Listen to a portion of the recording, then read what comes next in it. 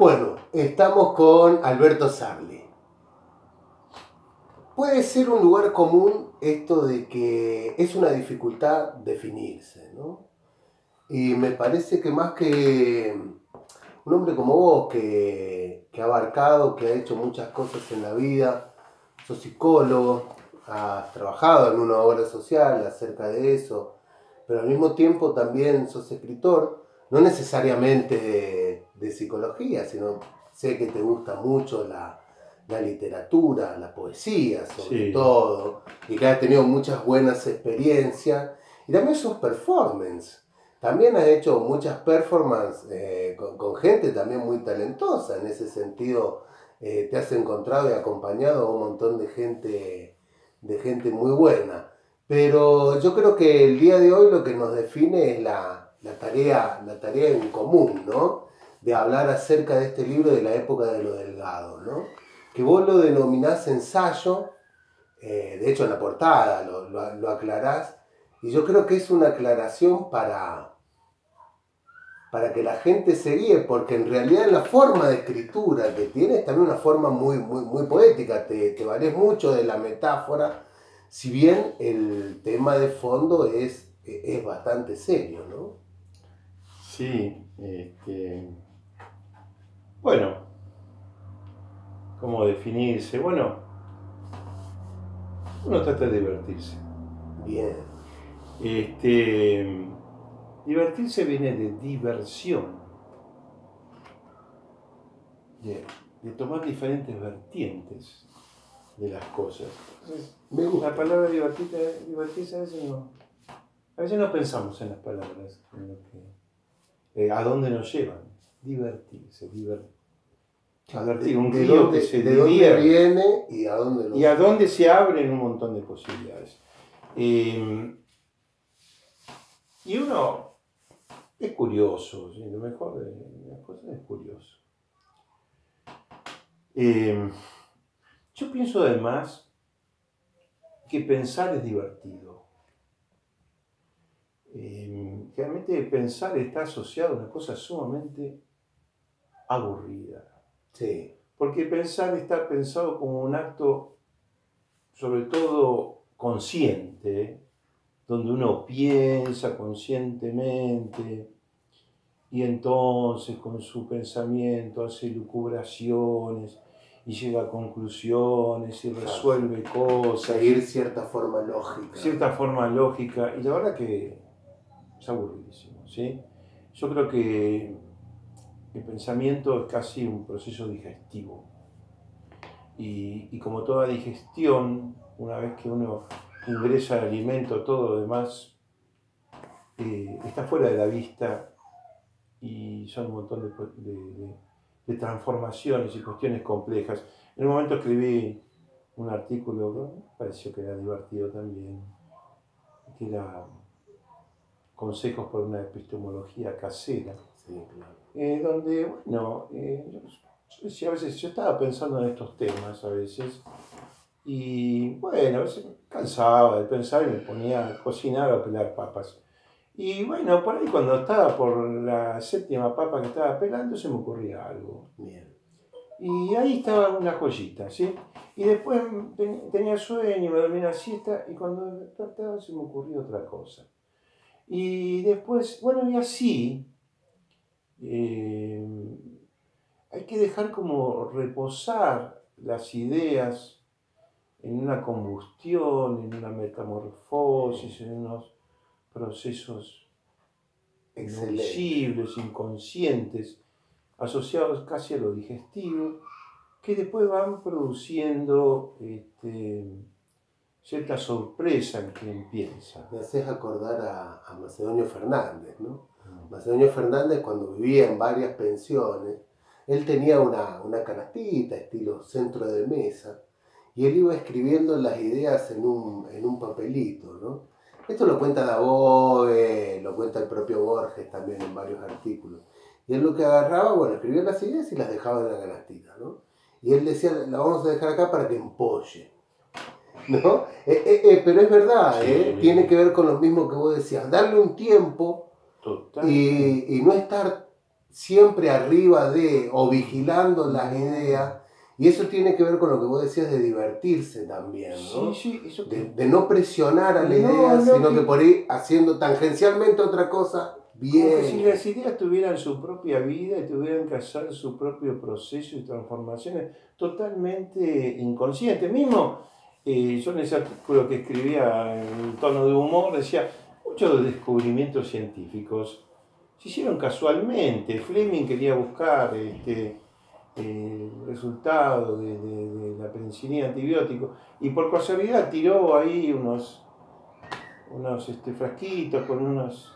Y que los descuidó, se formaron unos hongos, y esos hongos fue con los que pudo trabajar para descubrir la penicilina. Y después decía, bueno, Newton se la pasaba pensando con la cabeza hasta que le cayó, por suerte, una manzana en la cabeza, y ahí pudo pensar otra cosa. Y Arquímedes, solo cuando estuvo gordo como una vaca, se pudo meter en una bañadera para que desbordara y gritar eureka. Bien, entonces creo que está muy devaluado el pensar y creo que es una aventura y es divertido. Casi lo asociaría, por eso me gusta la poesía, a algo enigmático. La poesía siempre nos abre sus asociaciones, como si nos estuviera revelando un tipo de verdad que es inasible y que no sabemos, pero algo nos está diciendo que nos descubre en esa asociación de esas palabras que nunca se encuentran. Totalmente. Y nos está abriendo un mundo misterioso, pero no una conclusión definitiva. Sí, sabemos que la metáfora en una mitad hace referencia a la realidad, pero en la otra hace referencia al misterio, ¿no? Sí, y es lo lindo del pensamiento, ¿no? Sí, y quizás la verdad está en ese invento, ¿no? Pero bueno, son todas como cosas casi intuitivas. Bueno, pero volviendo a este tema. Sí, déjame volver y quiero retomar con esto que me pareció, vos lo dijiste y lo dejé para después, ¿no? Que vos decías la idea o el proceso de pensar casi como una cuestión digestiva. Me interesó ese punto, no sé si te gustaría explicarlo. Bien. Bueno, yo vamos a ver de dónde partí. Bien. Esto que vos decís. Yo creo que hay una crisis de lo que es la metáfora de la comida y lo digestivo en nuestra cultura. Y la base de una cultura son metáforas que pueden ser después modificables. Sí, totalmente. Sí, pero esas culturas son lo que da esas metáforas son lo que da fundamento a toda una cultura. Bien. Bien. Yo en un momento estaba trabajando en la obra social, que como decíamos, después en algún momento fui jefe de psicología y organicé diferentes actividades, pero en un momento me interesó mucho ver pacientes con anorexia. Había muchas consultas de jóvenes con anorexia. Y entonces, bueno, como mente curiosa y con ánimo de aventura, lógico también de la preocupación por estas jóvenes, empecé a querer pensar en eso y hacer algo al respecto. Entonces, lo primero que pensé es, ¿por qué mujeres? Muy bien. Entonces, el 98% de las mujeres con anorexia eran mujeres. ¿Por qué mujeres? Y después muchos decían, había muchas explicaciones facilistas. Bien. Bueno, porque por las modelos que son delgadas, Ajá. ellas tratan de ser delgadas como las modelos. Entonces yo pensaba algo muy simple. Delgadas como las modelos. Bueno, las modelos son delgadas. Bien. Entonces yo las veía en la sala de espera y llegaban al peso y a la apariencia de una modelo delgada. Pero seguían. Claro. Seguían y uno a veces las veía esqueléticas, demacradas. Y las modelos en esta época atraen la mirada y ellas hacían desviar la mirada porque producían algo horroroso. Entonces no me conformaba esa explicación tan simplista y me hacía un montón de preguntas, lo cual me pareció internarme en una aventura. Bueno, a ver, Bien. ¿cómo es esto, no? Bien. Em, bien. Ahora, interesante que una época, cada época, lo que más reprime nos muestra también un síntoma de época, ¿no?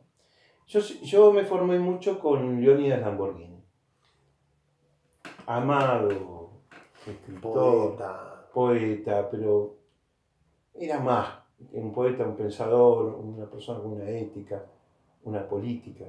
Sí, de hecho, más allá del agradecimiento, hay una buena cita de Lamborghini que vos haces en tu libro, en este ensayo, que me pareció muy importante, como que da la clave para entender luego en qué manera vos escribiste o expresás lo que está dentro del libro. ¿No? Lo podría leer porque Sí, me parece que claro. citarlo a Leónidas Sí. es bastante... Dice, la verdad del modelo es su propia caricatura. Esta presunta perfección del modelo se viene abajo y muestra en esa caricatura lo que verdaderamente es. Un modelo político, social, el que ustedes quieran, puede estar siendo ofrecido como una panacea hasta que aparece el parodista y demuestra que la verdad de ese modelo es una caricatura trágica y sangrienta. ¿No? Me quedó resonando, escuchándolo en tus palabras, trágica y sangrienta. Bien. Entonces, planteaba esto que vos leíste muy bien, que en toda época hay un modelo que se pretende perfecto. Y a poco de andar, él se refería a la parodia como una manera de parodiar la perfección de ese modelo y mostrar su faz de esa pretendida perfección, su faz horrorosa, la crueldad, ¿no? Y trágica. Lo que cuesta la perfección del modelo. Sí, lo que oculta, ¿no? Lo que oculta. Entonces, yo en un momento pude empezar a pensar la anorexia y la bulimia como la parodia trágica de un modelo. ¿Qué modelo? Porque yo no quisiera en estas entrevistas, en estos relatos, quedarme como si fuera esto un ensayo acerca de psicopatología, de la bulimia y la anorexia. No, yo en algún momento despegué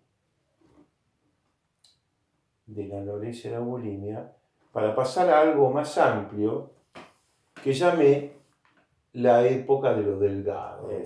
Bien. ¿Por qué? Porque en esta época, de vuelta entramos en un modelo ideal, el modelo ideal es ser delgado.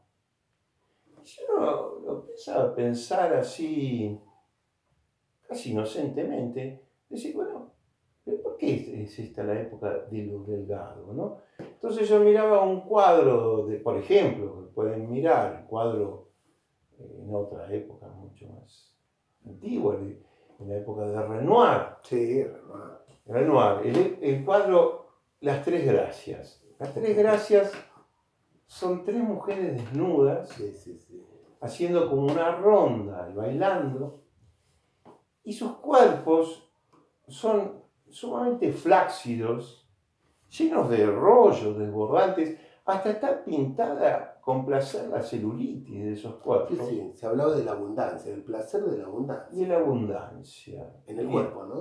En el cuerpo, claro. Porque a veces una cosa que se piensa es el cuerpo, ¿no? El cuerpo solo, pensar el cuerpo solo no es posible. Hay que pensar en cada época la representación del cuerpo, ¿sí?